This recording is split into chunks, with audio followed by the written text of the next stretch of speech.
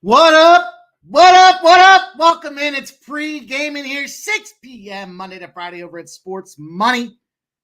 Good to see everybody today. It's Thursday.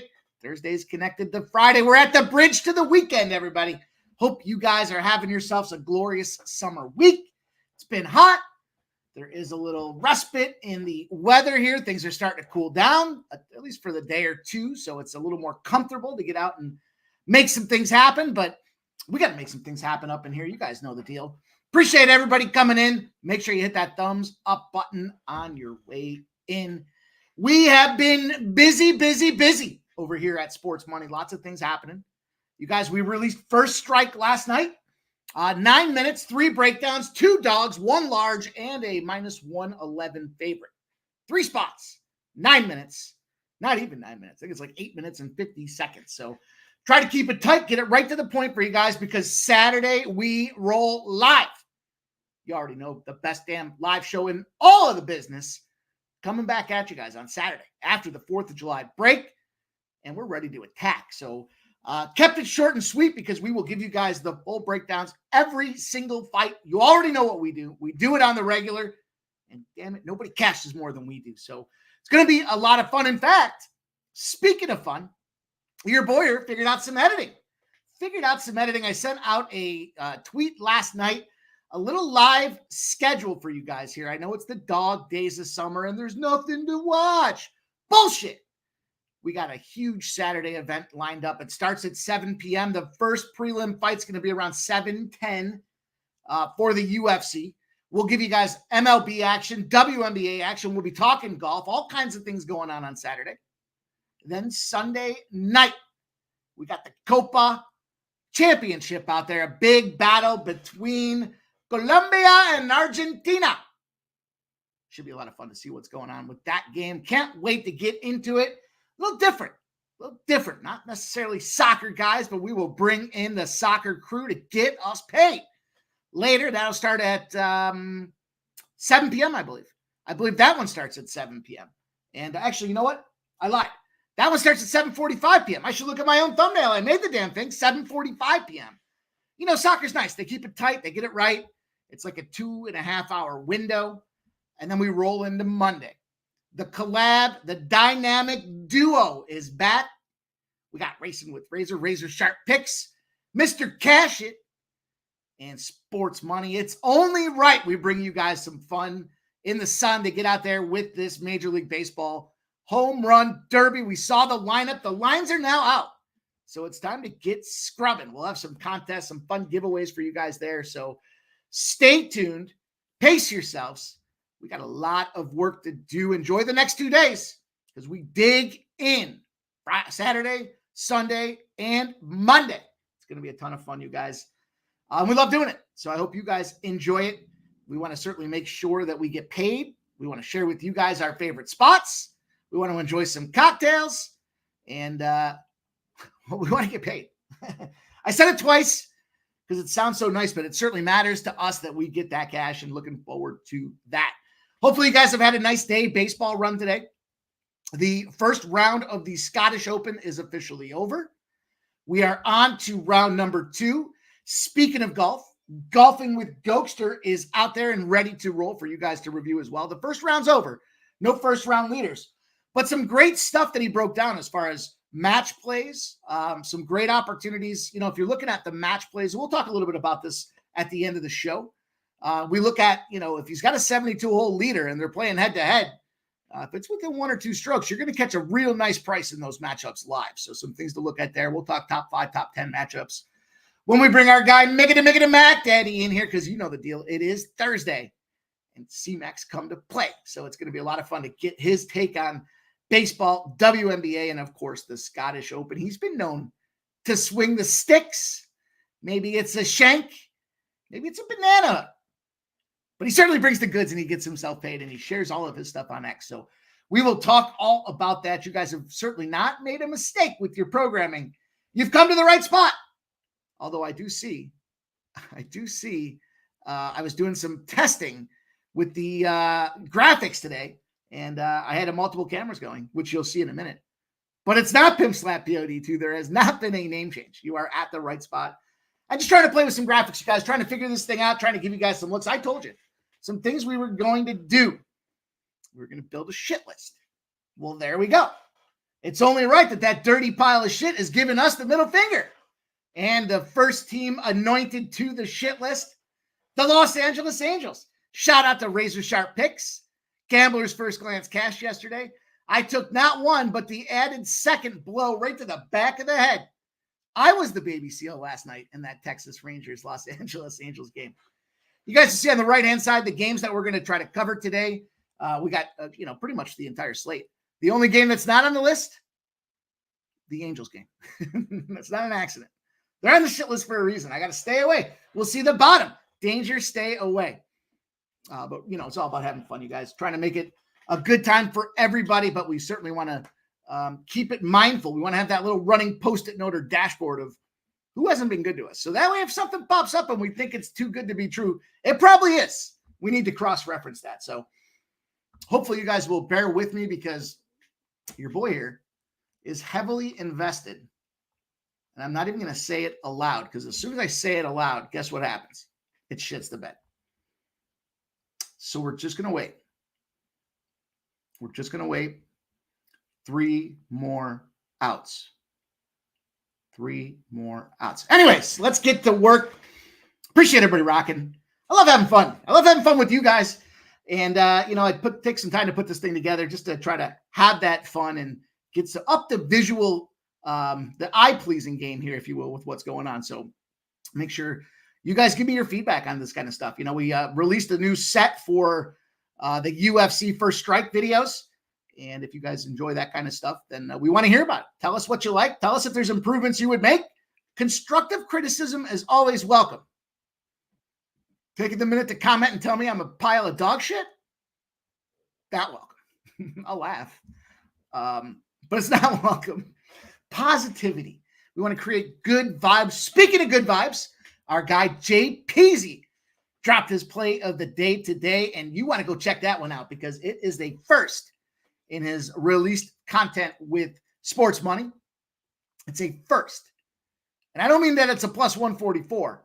I mean, it's a first. He's coming out there giving you guys a prop to get paid. And there's plenty of time to check it out. So at the end of the show, little homework assignment. You guys got to get out there and check out First Strike. You got to go check out Jay Peasy's video. And then go and have yourselves a night. But anyways, let's get to it, you guys. Thumbs up button is always appreciated. We got, as I mentioned before, a ton to do, a ton more to do. We got a big weekend coming up, so it's going to take some grinding on these cards here Saturday, Sunday, and Monday to make sure that we come up with the right place to get paid for everybody. It's not just my money that's at stake. I'm asking you guys to put your money on some of these spots, and certainly I don't take that lightly. So you guys know the deal. 3 things we ask you to do here with Pregaming. Smash the thumbs up button. That's first and foremost. We need your help, your comments, your thumbs up. Everything moves the needle for this channel that is budding. We're budding. We're in the budding stages. We're not ready to be clipped and smoked just yet, but, we've passed the vegetative stage. We've done the lollipopping on the stalks. Now it's time to let these things flourish. Anyways, I was pruning a plant today. Maybe I got distracted because I was pruning a plant. Anyways, grab a pen and paper. You guys know the deal. The sharpest chat in the business all come in here to share their best looks. And you guys are going to want to write down those looks, those edges, those trends, all those fun things that we use to kind of pencil away and fight another day. You're going to want to make sure you get those notes down there. And of course, you guys, share your plays in the chat. Let's see exactly what you guys are on. Let's make sure that we're all getting all that action out there so I can talk about each and every one of your plays. Normally, I start the show off going through the chat, talking about your guys' plays. We have 6:35 as the first game with some action on it. So I just want to take a minute while we get our guy in here. See, making it Mac coming in momentarily. But I want to take a minute to show you guys a little something. Sometimes we have educational corner. But I always believe in stats and data that develops trends. You guys know I'm a big trend guy, and a lot of you are as well. But every so often, we just need to step back, reassess. What a great time to do just that. We won't spend too much time on it, but I wanted to share this with you guys. Peep it out. Peep it out here. We got some total results, or I'm sorry, some money line results. Major League Baseball. The top graph is the bar is the month of June. The bottom is the month of July. Now, I know July has just started, but there were a couple of things that really jumped off the page that I wanted to share with you guys. We'll just take a minute to talk through this there again. Left to right on the graph, you'll see, or the chart, you'll see it's broken down into 4 quadrants, either the away dog or the away favorite, the home dog or the home favorite. Then as you move left to right, you'll see the record straight up. How do those teams do? What's their winning percentage? You'll see if you played on that spot, if you played the away dog in that top graph in the first 4 columns over, if you played the away dog, you've been kicking. 80 and 148 in the month of June was a 35% win rate. And frankly, taking some L's. That's why the June was a tough month for me. I'm a dog player. Down $4,400 in aggregate over the course of the month of June. Now, as you go down, a couple of things that I did point out, though, if you look at the ROI, if you find those spots, that far column on the right, despite a 35% record and playing every one of them, finding those spots, away dogs, the highest profit or highest ROI in the month of June was road dogs. How about that? You would think they come home. They have a decided advantage, but it's that plus money situation. Now, clearly the home favorites in this case were the most dollars in cents in your pocket, but the lowest ROI. That's because you're laying minus 250s, minus 240s, minus 300s. So every $300 you lay, you're picking up 100. It's not enough. You can't be profitable and sustain the rate. I was looking at our friends over there on that other 3-letter channel, and what did we talk about? What did they see? They're doing a little stack ranking out there. Now the stack rankings are fucked. I'm going to shout out Dustin. Shout out my guy Dustin. Reached out to me yesterday. He said, "Hey, just want to let you know, they don't have your play properly. Everyone's looking out for each other. I love that stuff. I love it." He's saying, "Hey, check it out. The play's not listed properly for you." And sure enough, them White Sox came back and lost that game. The Twins, right? Big difference. Doesn't show properly. The last 14 days, I'm up 15 units. How? Why? Well, because we've taken those swings. We picked those shots. We look down in this bottom graph now, the bottom chart. This is the month of July. Left to right. Again, look at the away dogs. So I circled a couple spots to draw your attention. The away dogs in the month of June were winning at a 35% clip. They're now almost a 51% win rate.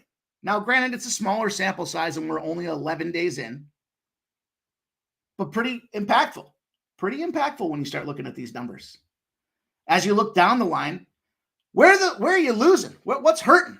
Where are the spots? Well, the 2 spots that seem to be down pretty significantly.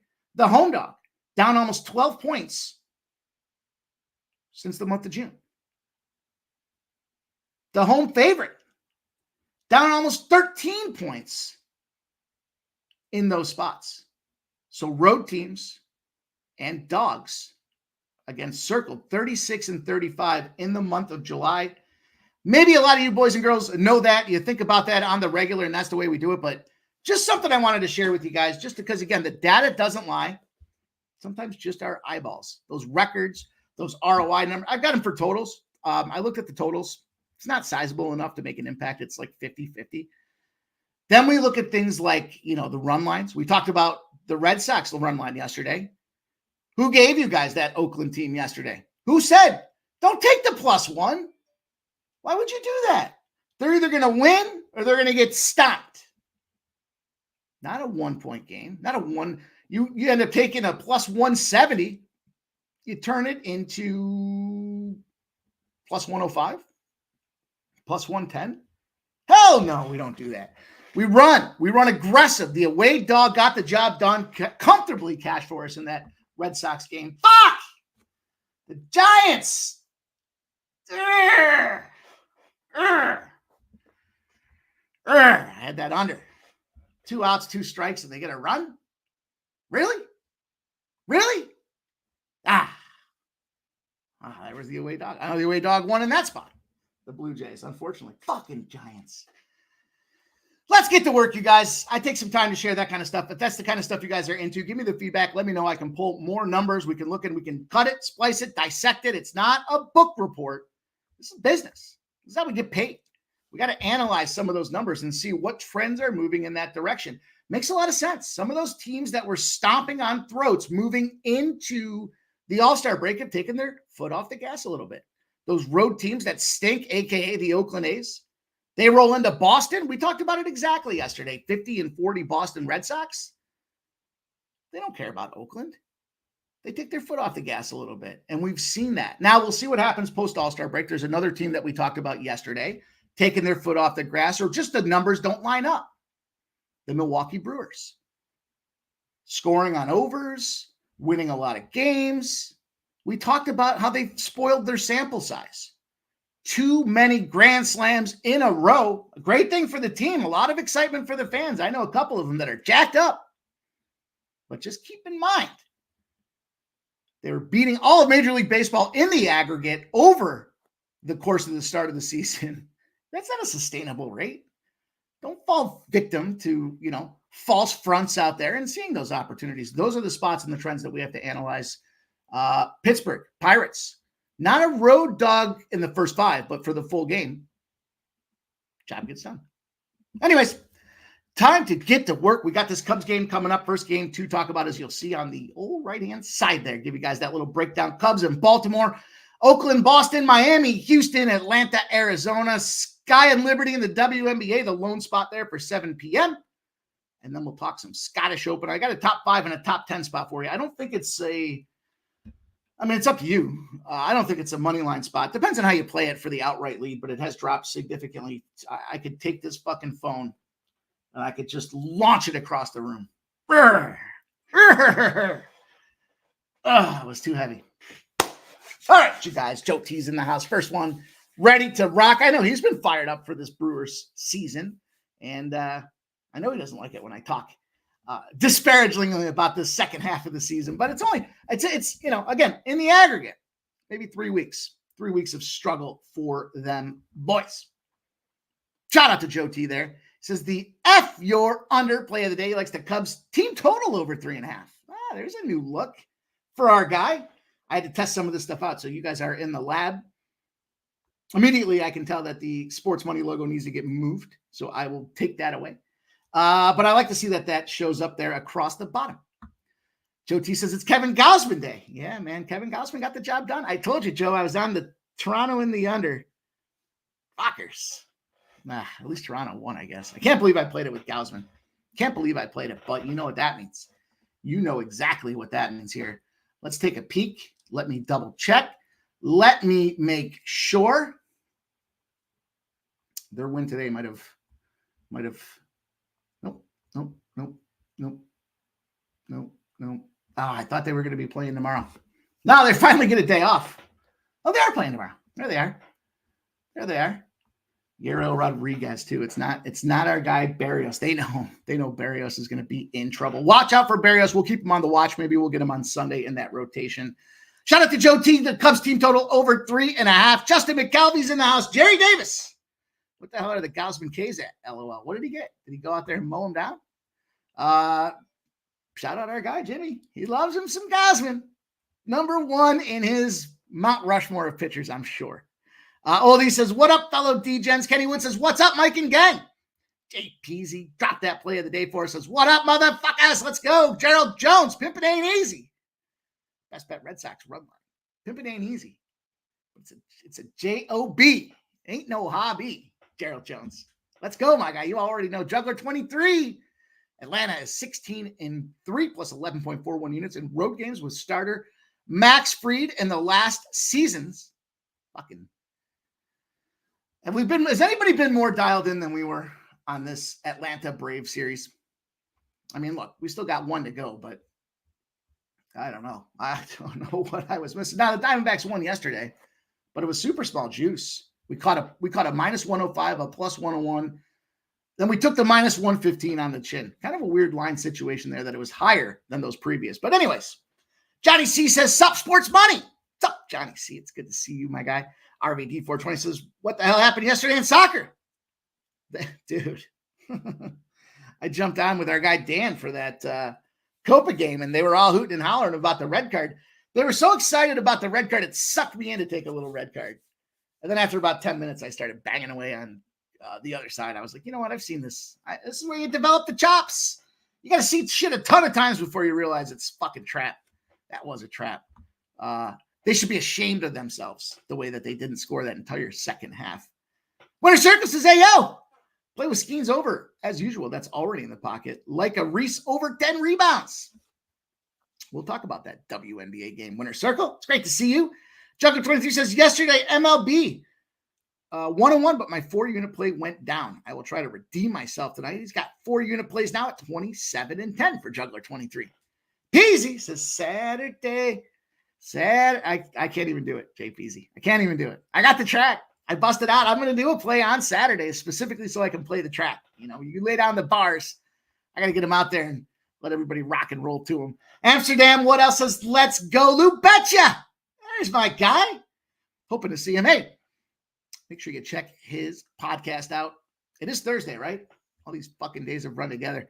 Thursday at midnight. Lou Betcha. Rocking. He's going to have our guy in there. Sub's coming on there to talk about some prop bets out there. I'm excited to hear about the first dick tap. That didn't sound right. That didn't sound right. Can somebody edit that out for us? That didn't sound right. But I am excited to see who's gonna go out there and fall victim to the first dirty move. That's probably the better way to. That's probably the better way I should have said it, Lou. The House of Silver and Gold. There's a new name I haven't seen before. Paul Skeens getting yanked with a no-hitter is laughable. These managers are clowns. You know what, though? It's not like the second or third time he's been in that spot. Let's go. Jerry Davis says, Mikey, I had the same total the first 5 and the full game on the Rangers. Top Crocodile in the house. I haven't seen Top Crocodile in a minute. So shout out Kevin Gausman, first 5. Hell yeah. Hell yeah. Kenny Wood said, I had Texas yesterday and was disappointed too. Mike, yeah, I put you guys on that Texas spot, man. I'll own it. I'll own it. Juggler23 says, today's Major League Baseball plays. Tampa Bay Rays plus 120. Got that last night. I know the number's running. 3 units equals Mariners Angels over 8.5 for Juggler23. There's his 4-unit play. He's looking to get it back. Well, I guess it's 4 units total. I don't know. I'm tired. Justin McKelvey says, I've seen, liked, and commented on JPZ's video. Hell yeah, I'm Justin McKelvey. Top Crocodile says, I'm on the Diamondbacks tonight. Cashed with them last night. Rob McMahon says, Pimp. Slap time, bitches. Smash the like for our boy. Nasty Nestor under 17.5 outs. Vodka style. Love to hear it, Rob McMahon. I am already on that play. Ramon Scott. Is that you? Is that you, President Putin? Man, that guy does everything. I seen him playing goaltender. I seen him out there playing hockey. I seen him riding a horse with a fucking bow and arrow in his hand and no shirt on. I mean, it's crazy. It's crazy with that guy. Is there anything that guy can't do? Built an Olympic village, embezzled $500 million. I mean, come on. Allegedly. I don't want to get banned in Russia. JP says, I'm on the Red Sox run line today. Bella Coots, Angels money line for plus money. Stephen Hairston, you called it, brother. And I got paid with him. And those Cubbies. But them bum-ass Nationals. Darryl Lyles, my bro. My boss. My boy. I think my bad, Mike. Oh, okay. Jesus. Dana Delps in the house. Old E rocking and rolling. Stern Company. Let's go. He says the graphics. Hey man, I appreciate that, dude. Appreciate it. Trying. Not just sitting around throwing out winners. I mean, we are sitting around throwing out winners, but yeah, the Brewers suck, but we nailed that Brewer spot yesterday. First 5 and full game. Remember the 111s, you guys. The 111s. There's my guy. He's ready to go. We might as well get to business. Let's bring on our next guest. Look at this operation. Here, a little trim on the right side. I got to do a little trim on the right side, C-Mac. What up? Sorry. Oh, wow. We got new boxes here? All right. You gotta let me know here, Mike. Get configurated. Look at you. Look at you. Real deal. Holyfield. Yeah. Up in the house. Yeah, talk about the Brewers. They did today. Sucked. I had them yesterday. They came to play. I had their team total, which was good. I'm not just the president. I'm the member as well. You know what I mean? President, everything. CEO, the guy. Let's go. We got a game popping off here in about 10 minutes, C-Mac. This Cubs and Orioles game that I do have some action on. So let's get to work, my friend. It's time. How was your 4th of July? My 4th of July was great. It was money. It's hot as fuck in Vegas, but I had a good one. But what about you?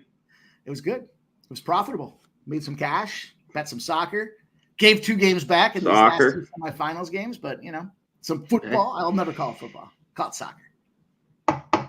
Cubs yeah, that's true. Me too. We might not go into that with some of our other friends around here, but we're football, soccer. Yeah. Anywhere else in the world, I get it. Yeah, but not here. It's American football, I guess, everywhere else in the world. But C-Mac, Cubs and Brewers are popping off 10 minutes, minus 132 on the Baltimore Orioles, who have been struggling in this Cubs series. 72% of the bets and 86% of the cash on the O's. Then we look at this total. It's gone from 9 to 8.5. 90% of the bets, 88% of the cash on the over. It's dropped a half a run to 8.5.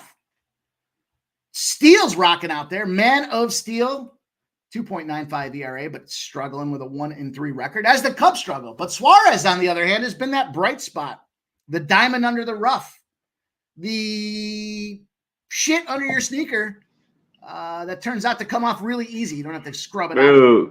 2.48 ERA and 5-2 on his season.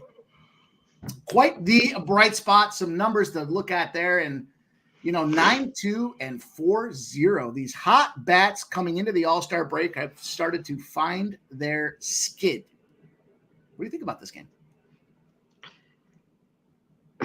Fernando, don't report it. I know you're just messing around.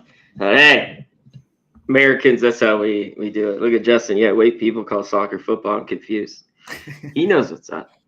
Oh, yeah. But shout out to Fernando, my dude. Nasty Nate. Up in here, RVD, 420 as always. I'll blaze one later, my man.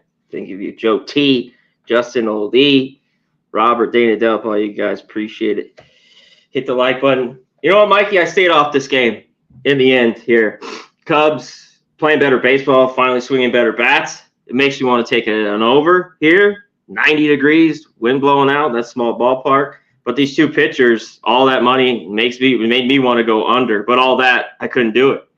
And the O's, I know they finally got swept, but they've had that crazy streak where they've just been really good without getting their ass kicked. And I know the Cubs are going to turn around. It's kind of happened right here before the break a little bit where they were just so bad. And they're not – I don't think they're going to be really – there's a chance they could be, over 500 a little bit, but I don't think they're really going to make the playoffs, and they don't have the pitching. But the bats were so bad. That's the least one thing I thought they had was the sticks. They've just been that bad. But the last few games they've got going, maybe the last 5 days or so, or a week. So I'm off.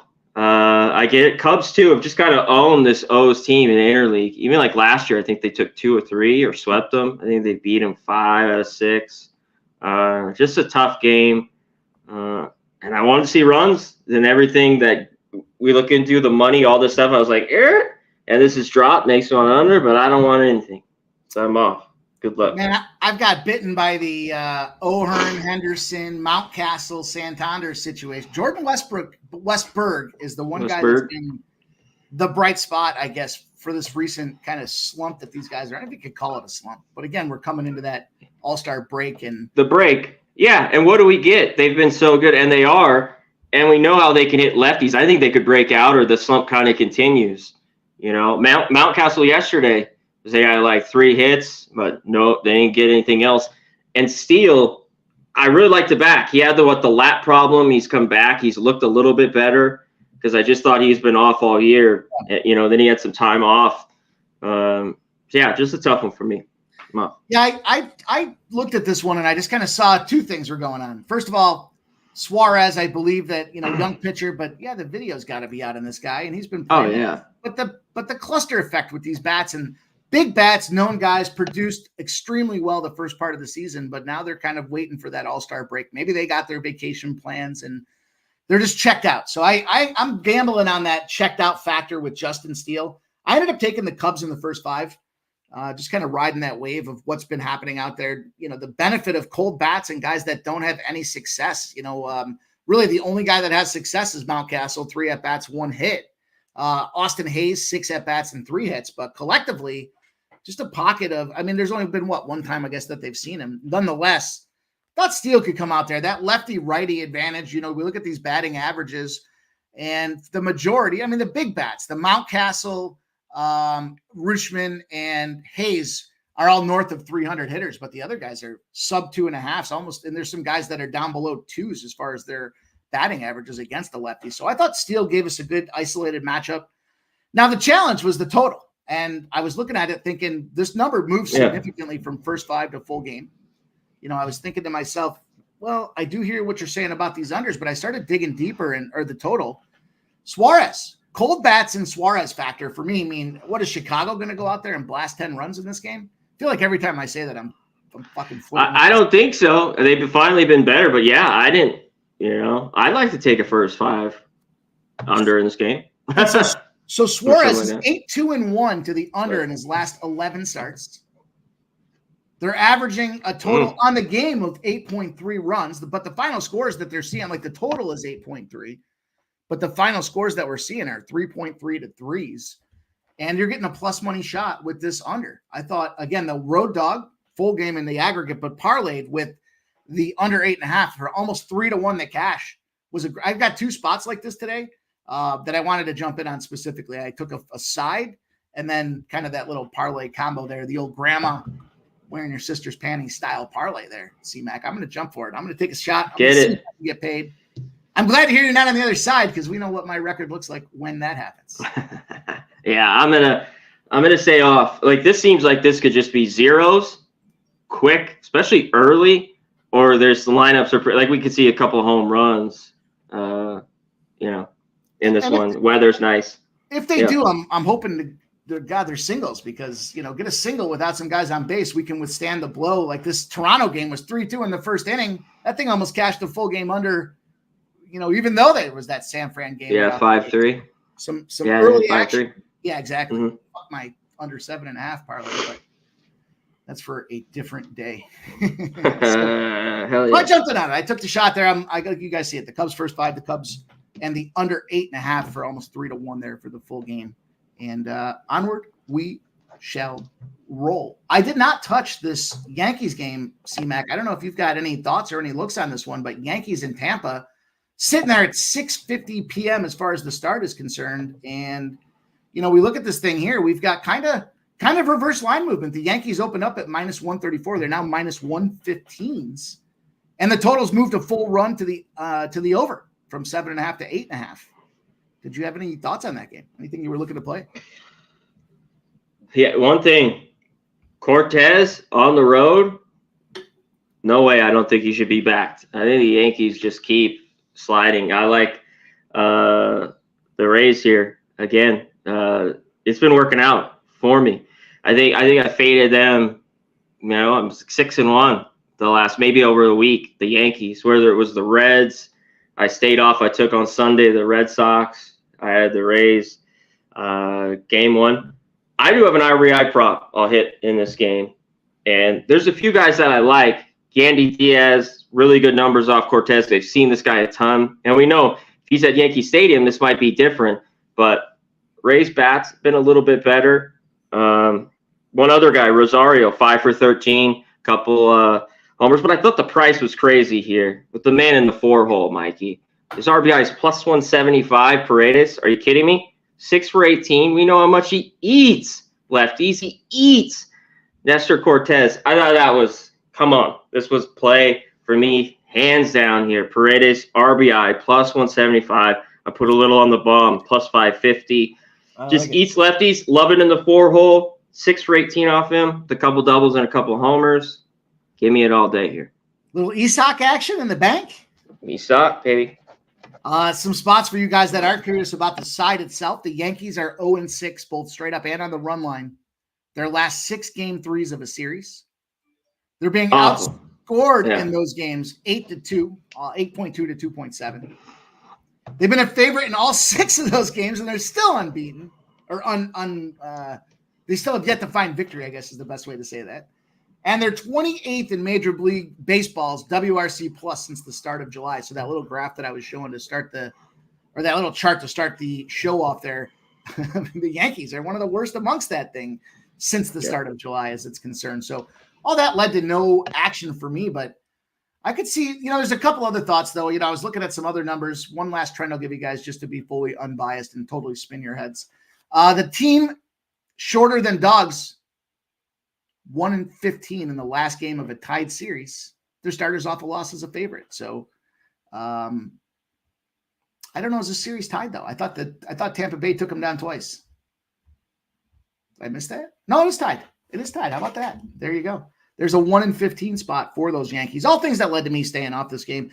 Usually when I get the conflicting spots, I'll evaluate it and try to dig in just a little bit more and try to pick which one of those two makes the most sense. But I mean, the offer in the series spots there, game 3's bounce back spot for Shane Baz. Does the Baz have some action in him? I don't know. No goal for me, but I like that Isak. I'm an Isak guy. I think I had a Rosarania the other day to get a ribeye. He did it for me. And why not see a little action with your boy Isak? Let's go. Next game on the docket. You guys see it there. Our pretty little graphics. C-Mac, Oakland, Boston's the next game up. Next game on the docket is 7:10 p.m. and Boston's a big home favorite. Big. They opened at -245, now -225. 91% of the bets and 93% of the cash on the Red Sox. Bounce back potential Red Sox. This total opened at 9.5. It's moved to 10. There's still some 9.5s out there though. So 9.5s, but flirting towards 10. It's juiced to the under at 10, but 87% of the bets and 88% of the cash. We got Louis Medina, 4.37 ERA with a 2-3 record on his season. And there's Houck, 2.68. Houck Tua, they're calling him across Boston. I don't know if that's true. I just made it up. It just came to me, and there's no filter, so it rolled right on out, C-Mac. 2.68 ERA, 7-6 on his young season here. Bounce back opportunity here. I'll tell you, I'll start off, and then we'll hear C-Mac tell me he's on the other side because it makes me nervous. But I went Boston on the run line in this one to bounce back. I also got an Abreu RBI. I wanted some ribeye action for this Boston game because we have a high total and it's starting to move in that direction. I thought, if there's going to be a guy that can go out there and get out there and put some bat on ball, he's down towards the bottom of the order. But, man, they stack these lefties in this game here. And if you look at Medina's, he's 3.13 against righties, Medina. He's 2.21 against lefties. His OPS, 0.83 against righties, 0.61 against lefties. Woo! Then we look at this lineup. 1, 2, 3, 4, 5, 6 lefties in this lineup there. And overall, the guy that eats, pure red meat is Abreu as that lefty sitting down there in the 7 spot, priced at a weird number for being in the 7 spot. But it kind of meaning that I thought being down that low, potentially not getting that bottom of the 9th as the home team, we might not see this guy get the go with it. But at 165, I thought it was kind of telling. This guy's been out there cranking on righties. We see Medina stinks against lefties. And then as far as the sides are concerned, a couple things that I looked at with this game, C-Mac, I saw first and foremost, Tanner Houck starts. Houck Tua, 8-1 in his last 9.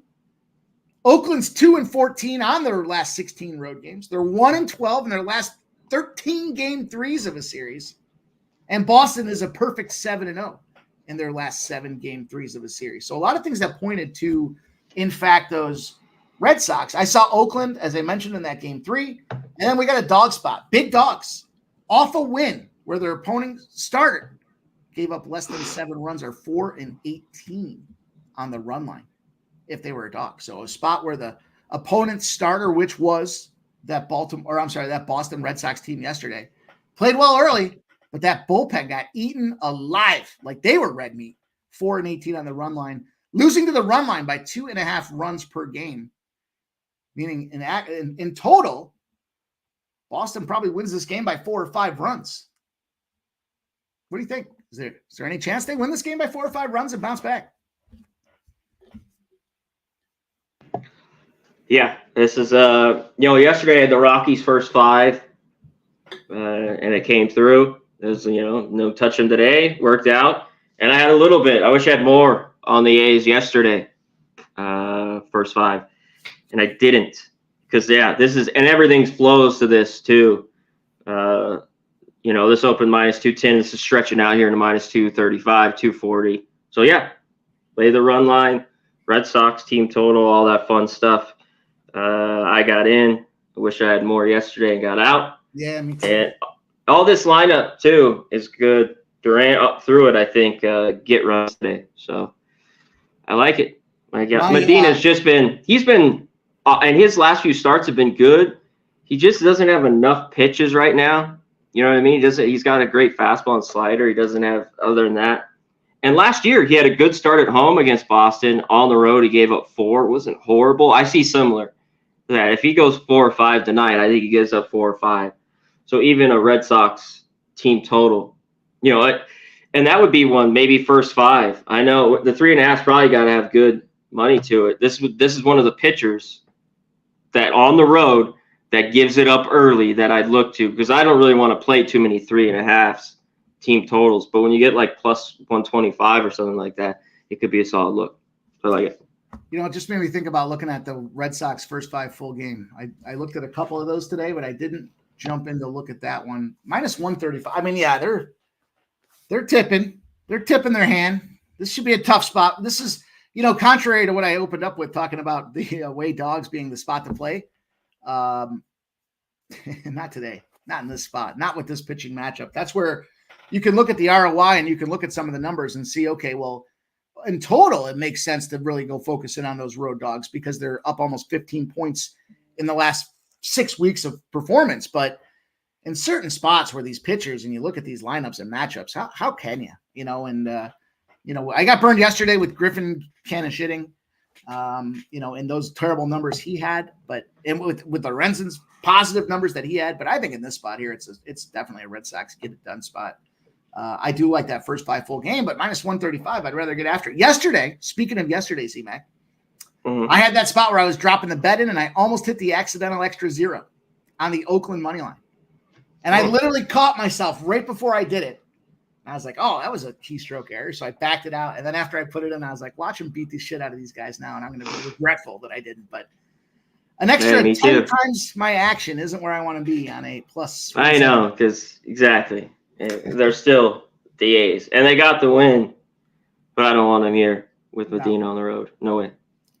8:10 p.m., the Marlins and the Astros do some action down there. They battle it out with a total that's not moving at 94% of the bets and 94% of the cash on that over. However, the Astros taking a little heat. They got 90% of the bets and 86% of the cash. The line has dropped from -198 to -175.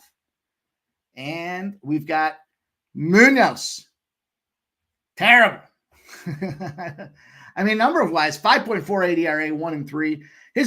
I would on a bad team like the Marlins, albeit in recent they've been hitting, their record is thrown out the window. It's not his fault that the rest of the team's just fucking terrible and they're trading away all their key assets. But we got on the other side, we got a little Bloss action with a 4.91 ERA.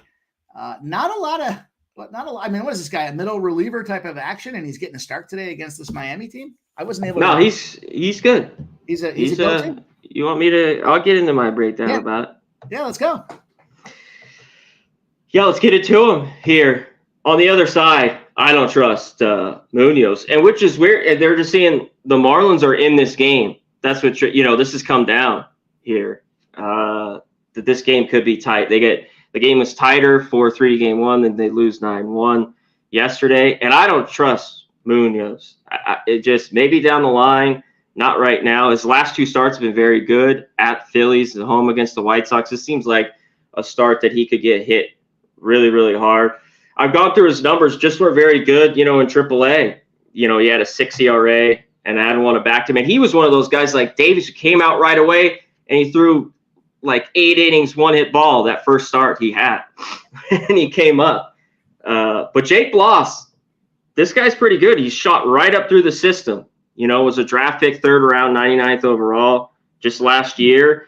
And he's going right through, and he's just been kind of an innings eater, and that's what I see him. I didn't think he'd be up in the bigs this quick, and I don't think they wanted him up either in this one. He had the one start, the 21st. My problem is he had a little bit, I think, a lat problem, something like that. Yeah, that was inflamed, so now he's back, which I don't love. But his numbers, like I said, he shot right through single A, double A, 2 ERA, triple A. So I think he's got good stuff. Now does that make it an under? Because this everything, like all the money's on the over. That's exactly what I thought with Munoz in this one. So I get the Astros team total, and it's juice crazy, whether it's first 5 or 4 full game in this one.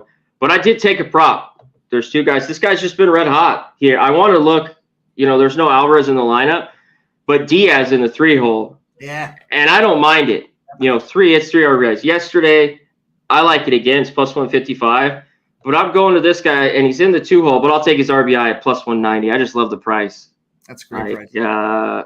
2 hits again, another RBI, and he's been getting a ton of ribbies. 3 before that, and just a ton of 2-hit games. So if you don't want the RBI, look to Bregman's over 1.5 bases if you like that. I think it was like minus 125, something like that. I had that pulled up, but I couldn't. I had to bite.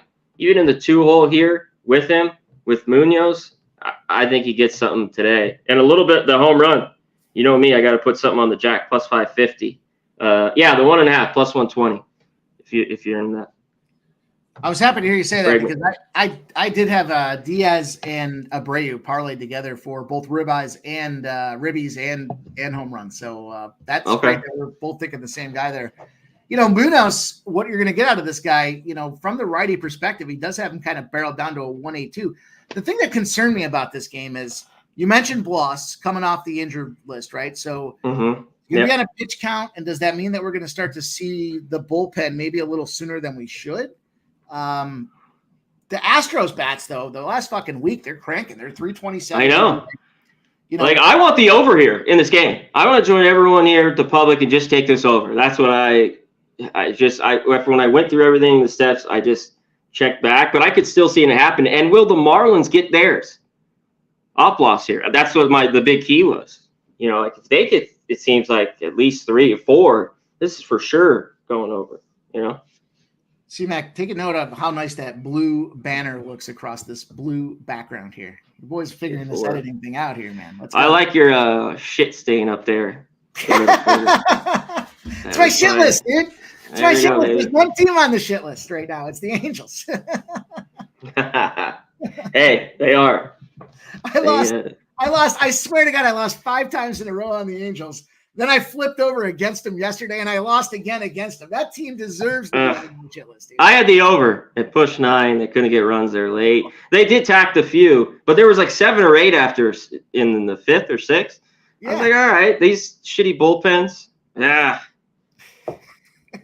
we can touch on the Angel game later. Right? I like that you noticed the middle finger, too, because that is of course. I had to look extra hard. I love a good middle finger flip off. How do you not? But I rolled in on this one here. I double dipped. You guys, I told you yesterday, and you guys know this. You've been with us long enough. I'm not a big K-prop guy, but I did expect Munoz not to go deep with this one here. So I took and even if he does, the way that he plays this game is he's got the command issues out there. So guys, typically that middle reliever, they don't really have anybody else to roll with. So it's kind of a fuck you situation out there, which I think ties both of these together for me. Because between the command issues, he's walking a shitload of guys, and they don't have any other choice but to really leave him in. So even if he gets touched up early, again with that 3.27 OBA, he's got a 3.26 against righties. I mean, it's just a bad matchup for this dude to get cranked. That's where I did like the over. And then I started looking at these numbers, and I thought this game feels like an under with Miami and Houston. Though I settled on this one. I settled on the first 5 team total over 2.5. That's the best look, I thought, too. Right around 120, 125, yeah. I thought. Yeah. And then pick Munoz to get the shit beat out of him. Hopefully he doesn't go long. Hopefully it's so ugly fast that they got to yank him out. It's like 4-0 in the first inning, and he doesn't start the second, and I cash both those bets. It's kind of the way. And then I might jump in there if it's live enough, if it's big enough. I might jump in there and look for a live spot on the under, especially if I can get it around like 10, 9.5 or a 10. That seems like that kind of feels right to me, but Onward we go, C-Mac. Let's talk about it here. What do we have next on the agenda for us here? I've got some action in the Atlanta game, but really we've talked about every other game on the card except for the aforementioned shit list. The Seattle Mariners, the Los Angeles Angels. This line opened up Angels plus 130, now plus 140. 80% of the bets and 90% of the cash on the Mariners. 8.5s have moved to 9. So slight upward movement with this Mariners-Angels game. 92% of the bets, 92% of the cash. And we've got Castillo, I know that, starting for Seattle, 3.72 ERA. I don't know about this other guy. Countryman, go fuck yourself, I think is what it says. I couldn't quite make that last couple of letters out, but I will call him go fuck yourself at this point because he is an Angel. 7-2 yesterday. Man, disrespectful. I caught an 8.5 total, and it was disrespectful. I feel like 8.5. So I'll have to go back and look at my numbers. 8.5s to me feel like they end up at 9s more often than they don't. So I seem to be taking those L's. But anything from you here, C-Mac? What say you? No, this is another game. I like the over here a little bit. Last night it pushed for me. Castillo, like just last month at home, had a great start against these Angels. What was that? June 2nd, 7 innings, 102 pitches, nothing. He looked dominant. Last year, and I remember being on that game or two, especially like catch all these Angel games here. He got drilled, gave up 7 runs in one of the start. Back home, he's good. And then the other start, he gave up 5. 3 were earned in that start for Castillo. So I think the Angels can get to him again, especially after a good start that he just had for Castillo. I think he could get hit around. You got to trust this Angel lineup a little bit. But, the catcher, Logan O'Hoppe, that's the guy I'd look at in this one. Maybe even a Ward. But, yeah, because I thought with this new pitcher, this guy, Coach Newach, whatever the fuck his name is you're talking about, get called from AA. I think he could get hit. The Mariners, so team total first 5, 2.5. But I have to trust the Mariners. Now, the other night they got it done against Mazur in San Diego. That was another great spot. Total was 7.5, 8. Their team total was 2.5 plus money, and they got 4 or 5 off them quick. That seems like they could do that here, but they've consistently fucked me and just not got the job done. Their bats, that makes me pause. So I like them early to get some runs, maybe off this kid. And, I think the Angels can score. So that leads me more 90 degrees, nice 8 to 10 blowing out, 2 and over. I get why it's, this has gone up a little bit here tonight. I could see the over. I could see if I was going to get to this game or to this window, I would. I'll share with you guys this. Teams that are bigger than a minus 140 when they do have a low total, starter in the revenge spot when they're in a favorite role. So trying to exact that revenge is real in baseball. It is. Yes. A big favorite spot. And that quantifies to a 50-6 record overall. I love them, Peasy. 50-6 in that spot. So C-Mac lost the Angels. I love them, baby. I know we got one game left on the Major League Baseball slate, but I do want to just kind of jump out of sequence because there is this game popping off here. And I did load up on this game. So I did want to drop this out there for you guys. Maybe it's a little bit of the square side of this action, but I'll just kind of give it to you guys by the number here. So I've been having a pretty decent WNBA season thus far. And I was saying this to Billy Briz, our guy, the WNBA whisperer, the other day. These unders, don't look now, but the unders have been alive in the WNBA. There's been quite a few that have come through and been some decent cashers for me. So as far as this game's concerned, 72% of the bets on the money line for the Liberty, but 85% of the bets and 71% of the cash on the Sky. It's moved from plus 11 to plus 9.5. Then we look at the total, 52% of the bets and 76% of the cash on the under. It's gone up about a half a point, about a total of a half a point. And you'll see this action across the bottom, all 3 plays that I loaded up on for this game for 2 reasons. If we start with the team total, the Liberty have been just downing opponents. 4 of their last 5, 80% of their games have been under this team total number, and their last 2 home opponents. So they've been playing well in these spots. They did just happen to play. Well, they had 2 games against this team already. So the 2 spots that they played out there, Tight spots as far as the spread itself was concerned. The first time they played, the Sky covered, both those games, right? They split them both on the road though. So that's where I was going, is that the home team didn't have the decided advantage. The Sky won 90-81 at Barclays. Then they played a week later. It was 88-75. So this number is kind of an interesting spot, seeing that there was a 75 and then a 90, and we got that half a tick up to the 9 or to the over. Just felt to me like this was an opportunity.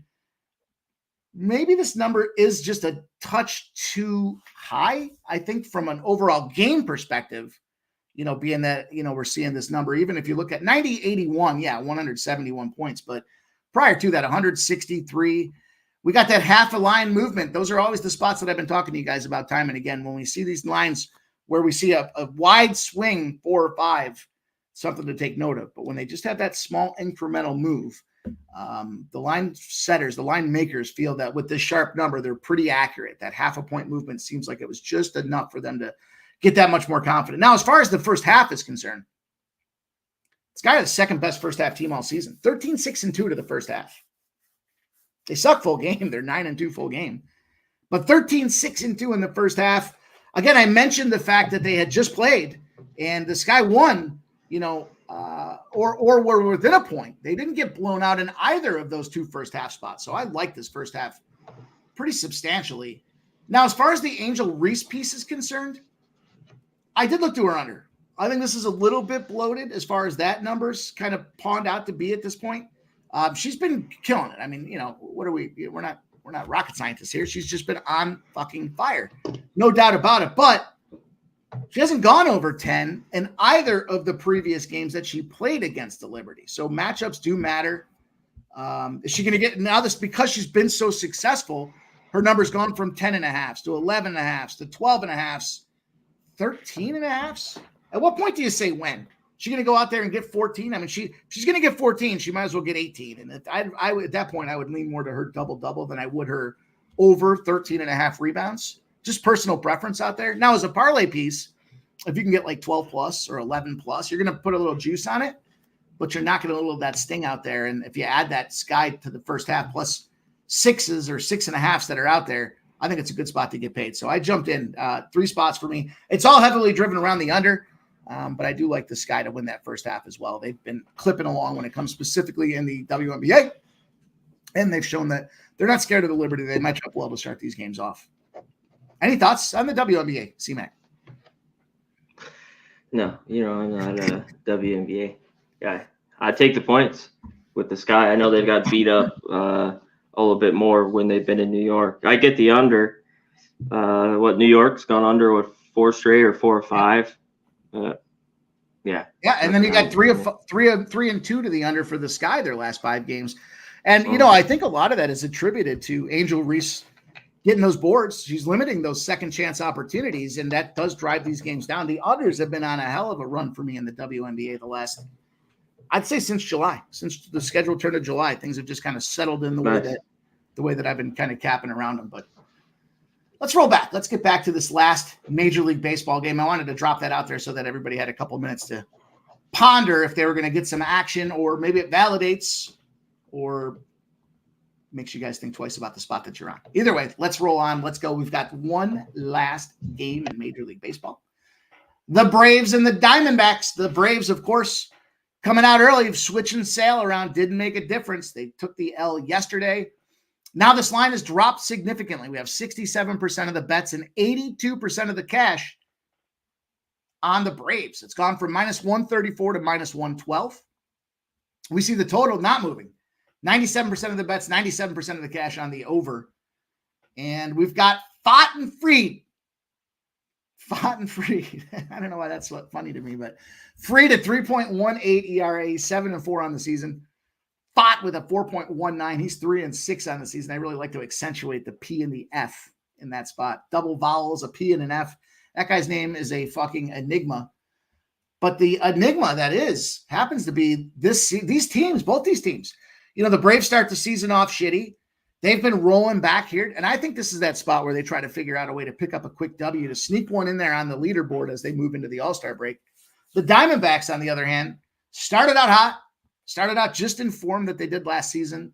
They got into their May spell in the beginning of June. Things were tough, but they ripped it back together, taking down the Phillies, going out there now, taking down the Padres. But they did lose those first 2 games. Do we see a series sweep?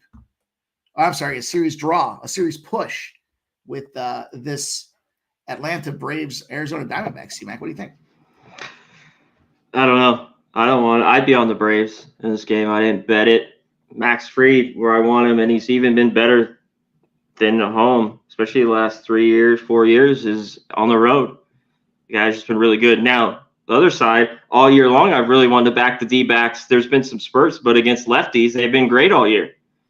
When their lineup is kind of right with mostly righties, that's when I want to back them.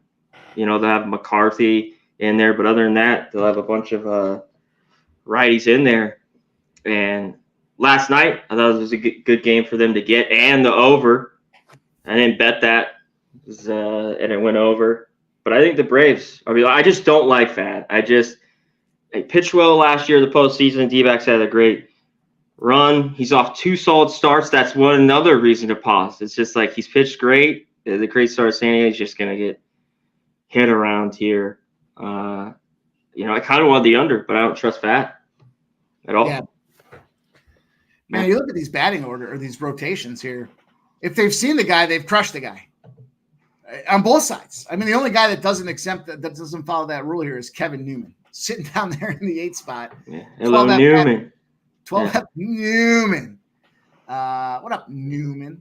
12 at bats, 1 hit. I'll tell you what. I don't know if you're a Seinfeld guy or not, but if that's some dude that I couldn't stand just walked into my fucking house and started giving me lip, I'd slap him with a fucking open palm right in the face. Show up in my house like that. Anyways, 0.083 Newman. 0.083. Everybody else, though, 364, 333, 308, 364, 600, 250, 333, 500. That's just on the Arizona side against Fried. On the Atlanta side, if they saw him, 667, 333, 500, 667, 333. I led to the under in this one. Over's 8-1 in the Diamondbacks' last 9 games when they're off a win and the total's less than a 9. Big spot there for the over.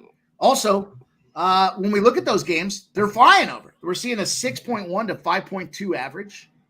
And this number was plus money earlier today on that over. But the way that I chose to get down with this one is I took Atlanta on the money line, and then I did the same game parlay action with Atlanta in the over. Look at this one. So I shared you guys that little grid there to start this show off, talking about the trends for these teams, home teams versus away teams. Away favorites up to a minus 200 are 20-0 if their starter pitched in a non-divisional matchup the last time he faced the opponent, and the total's 8 or more over the last 2 seasons. So it's an aggregate process here. When they faced them, were they non-division the last time? Big opportunity, 20-0 if it's up to a minus 200 and smoking it by 3.5.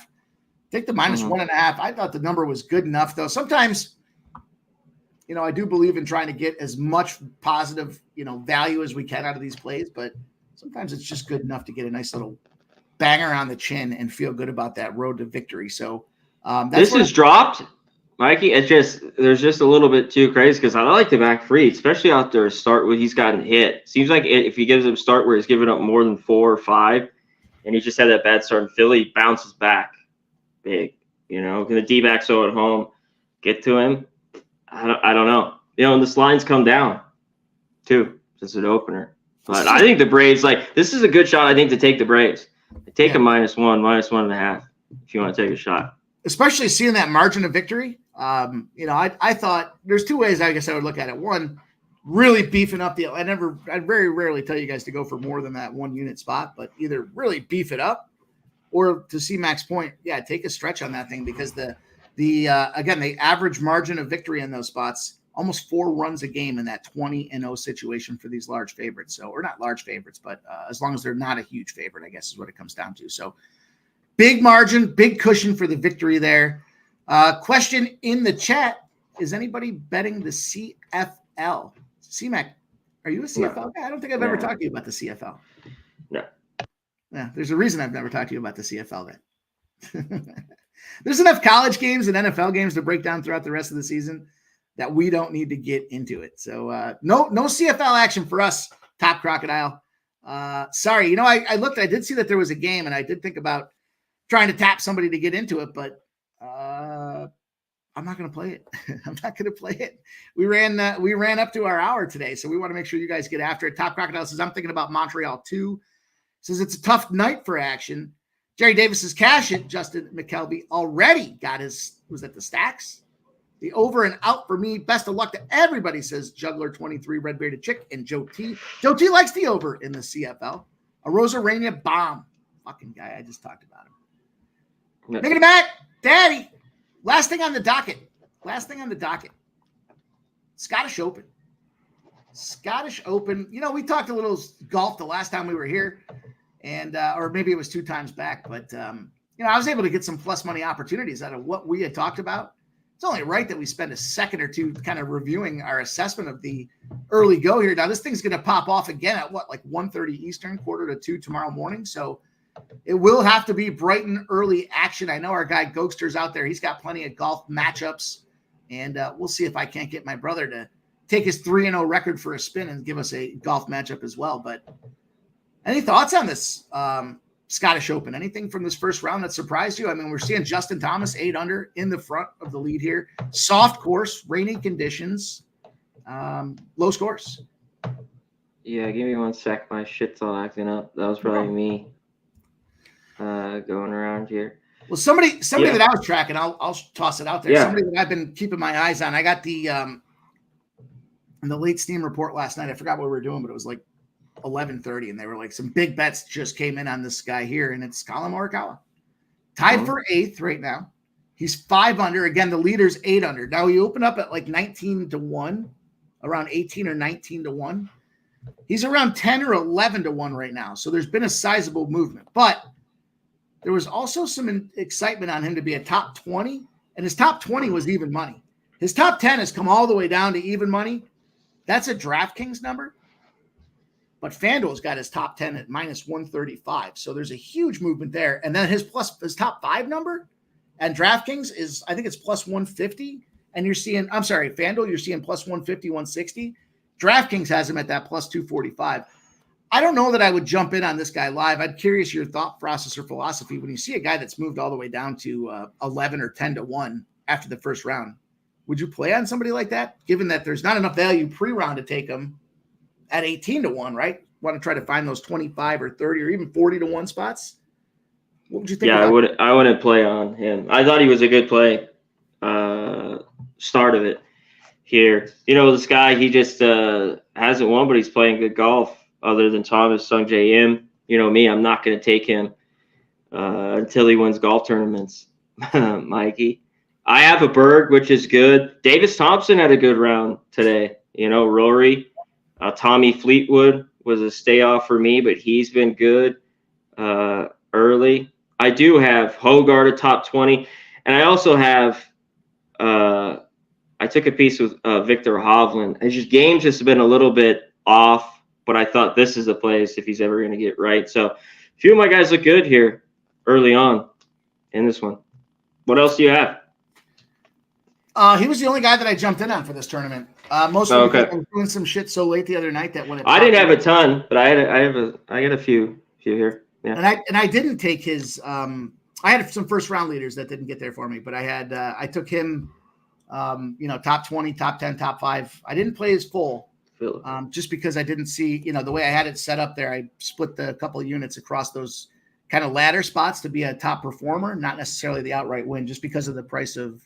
The risk reward, big field, big opportunities. Anything could happen in the week before a huge major. Interesting of note, though, keep our eyes and ears glued. Whoever does win this, it seems like, and it goes back to the Phil Mickelson time where he was out there to win that old man time, gets the British Open championship after winning the Scottish Open.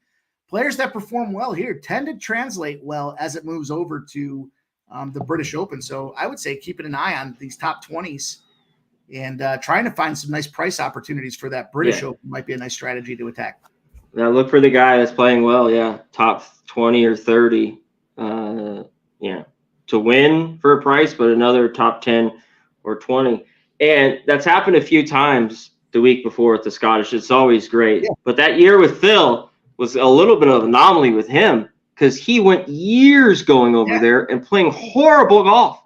He used to miss the cut every year at the British Open, all the time. He wins the Scottish Open, gets hot, then bang, wins the British. It was kind of real. I never thought he'd win that tournament, period. And he did. Just playing unreal golf, wins back-to-back weeks. It was crazy. 2013, I think it was. Right? My favorite lefty. I'm a lefty. He's my favorite. I know lefty. You are. You're on the goddamn wrong side of the ball. And he's a degenerate gambler. So that's not even. Yes, he is. Yes.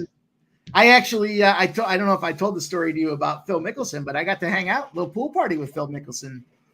Really? Back in. Was he gambling? Were you playing pool? You're saying? No. We were in Hawaii for a company sales retreat, and him and his wife Amy had showed up, and so literally it was like, holy shit! So this we were at the Grand Wailea in Maui, and they've got this like massive pool complex where they're all kind of connected by like water slides and stuff. Yeah. Kind of creep the different scenes out as you work your way down to the pool bar, and there was him and his wife sitting right next to me. There was like some pool chairs in the thing, and so we were talking a little bit. And he had some of the rings and stuff. I mean, it's cool. He was a cool dude. There was spouses weren't allowed on this trip for the company that I work for, and so surprise, somebody lost their wedding ring in the pool. I don't know how it falls off your finger when you're single at a pool party retreat, but anyways, it did.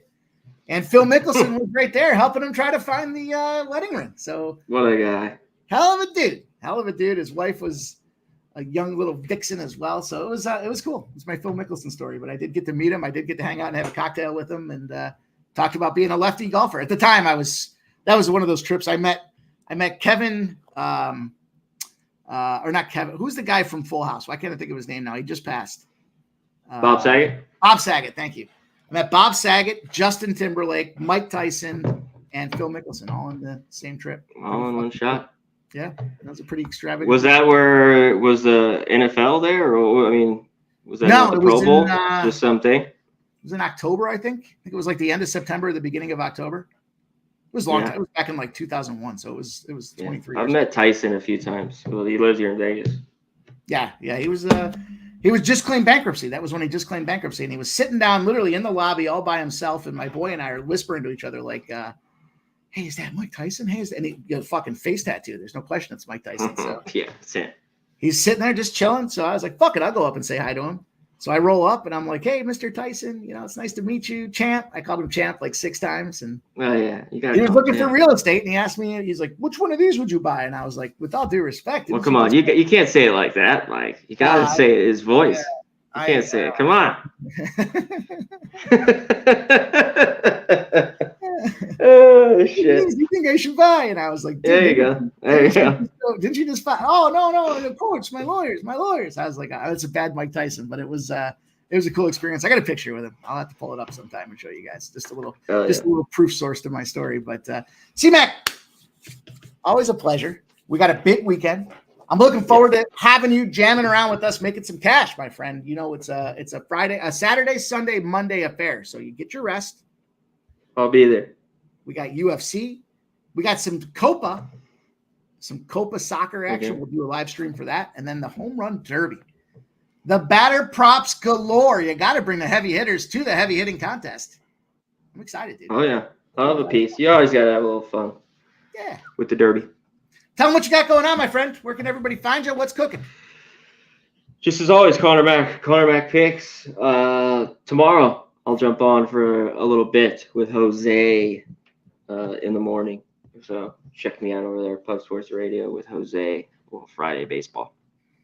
There you go. Miggity Mac, Daddy coming through bringing the goods. We gave you guys talk about every single game that was on the card. Oh, it's not a huge card. You got plenty of plays to go get yourselves paid with. We wish everybody good luck and appreciate everybody rocking in, man. Go back out there. Check out them videos. That first strike video is not even 10 minutes long. You got 3 fights, 2 good prices. One of them's a bomb and a nice little minus 111 from yours truly.